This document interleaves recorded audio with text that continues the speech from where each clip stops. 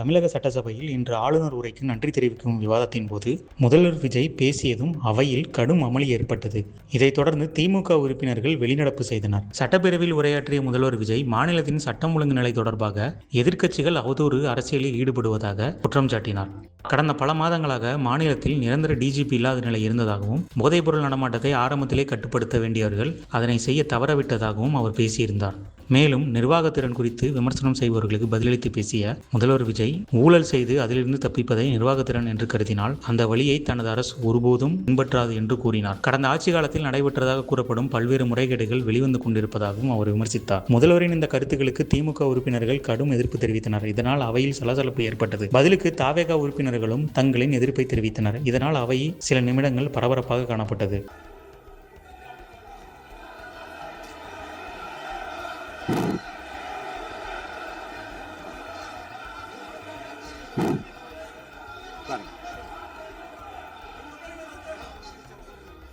நான் எழுந்த பிறகு உட்கார்றதுதான் முறை. உட்காருங்க, எல்லாரும் உட்காருங்க. தேசிய உட்கார், நான் அனுபவம் பண்றேன். உட்காருங்க.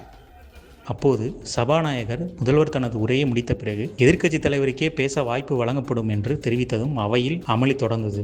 பின்னர் அவை முன்னவர் மற்றும் அமைச்சர்கள் சிலர் அரசின் நிலைப்பாட்டை விலக்கி பேசினர். இருந்தபோதிலும் திமுக உறுப்பினர்களின் எதிர்ப்பு தொடர்ந்ததால் எதிர்க்கட்சி தலைவர் உதயநிதி ஸ்டாலின் தலையிட்டு தனது கருத்துக்களை பதிவு செய்தார். உதயநிதி ஸ்டாலின் பேசுகையில் முதல்வர் தனது உரையில் சில குற்றச்சாட்டுகளை முன்வைத்துள்ளதாகவும் அவர் தங்கள் மீது வைத்த குற்றச்சாட்டுகளுக்கு ஆதாரங்கள் இருந்தால் வெளிப்படையாக கூற வேண்டும் என்றும், குறிப்பாக கட்சி நீதி குறித்து கூறிய கருத்துக்களுக்கு ஆதாரம் இருந்தால் தெரிவிக்க வேண்டும். உண்மை ஆதாரங்களுடன் முன்வைக்கப்படும் எந்த குற்றச்சாட்டையும் எதிர்கொள்ள தயாராக இருக்கிறோம் என்று அவர் கூறினார். முந்தைய நாள் அவை நடவடிக்கைகள் தொடர்பாகவும் உதயநிதி ஸ்டாலின் கேள்வி எழுப்பினார். தாங்கள் பேசி முடித்த பிறகு அவை நிறைவடைந்ததாக அறிவிக்கப்பட்ட நிலையில் மற்றொரு அமைச்சர் பேசியதாகவும் இது எந்த மரபின் அடிப்படையில் நடந்தது என்றும் அவர் விளக்கம் கேட்டார். அப்படி அவர் கேட்ட கேள்விக்கு விளக்கம் கொடுப்பதற்கு முன்பே திமுக உறுப்பினர்கள் வெளிநடப்பு செய்தனர். சட்டப்பேரவையில் ஏற்பட்ட இந்த விவாதம் அரசியல் வட்டாரங்களில் பெரும் பரபரப்பை ஏற்படுத்தியுள்ளது.